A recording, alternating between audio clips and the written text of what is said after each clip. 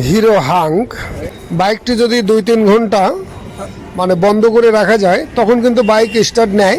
1-2 kilo বা 5 kilo যাওয়ার পরে বাইক আবার বন্ধ হয়ে যায়, ব্যাটারি চার্জ হয় না। এই ব্যাটারি চার্জ না হওয়ার জন্য সাইডগুলো আমাদের দেখতে হবে। এটার কিন্তু ভোল্টেজ রেগুলেটরও লাগিয়েছে। তো আমরা দেখাচ্ছি, এখন কিন্তু হরেনই বাজতেছে না, কিকে কিন্তু স্টার্ট হয়েছে, অর্থাৎ ব্যাটারি যেটুকু বসে থাকার কারণে ভোল্টেজ আসছে এর জন্য কিন্তু স্টার্ট হয়েছে। তো কিছুক্ষণ চলার পরে আবার কিন্তু পিক আপে সমস্যা দেখা দিচ্ছে।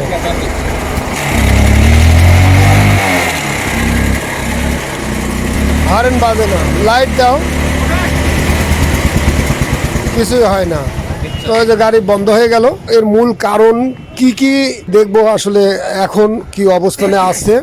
এখানে আমরা যে জিনিসগুলো চেক করবো সেটা হলো, এখানে যে সাদা তার আছে, এই সাদা তার হলো ইনপুট, আর্মিচার থেকে ইনপুট। আমরা সাদা তার দিয়ে দেখব ভোল্টেজ আসছে কিনা। সাদা তার দিয়ে যদি ভোল্টেজ না আসে তাহলে আমাদের কয়েল দেখতে হবে, কয়েলের থেকে ভোল্টেজ আসে কিনা।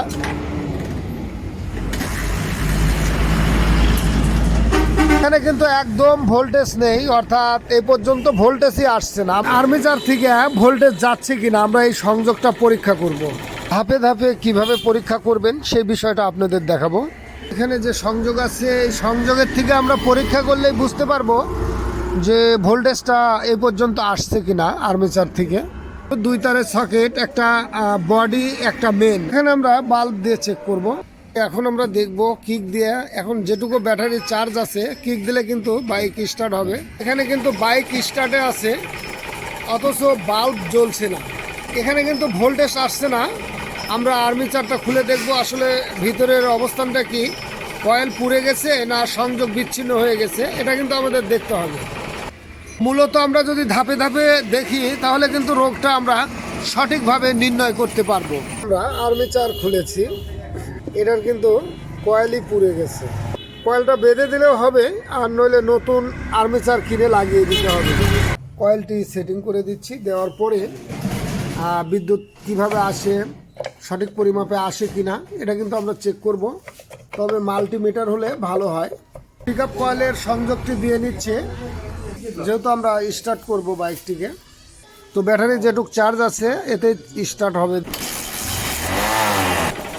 তো এটা কিন্তু ফুল আলো চলে আসছে। একটু পিক আপ জোরে দিলে বাল্ব কেটে যাবে, যেহেতু এখানে অনেক ভোল্টেজ।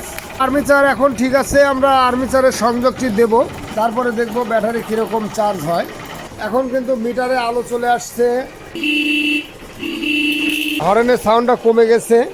ব্যাটারিটা চার্জ হওয়ার পরে কিন্তু তখন পূর্ণাঙ্গ সব কিছু জ্বলবে এবং হর্ন ঠিক মতো বাজবে। ব্যাটারিটা চার্জ হওয়া পর্যন্ত অপেক্ষা করব, বাইকটি স্টার্টে থাক।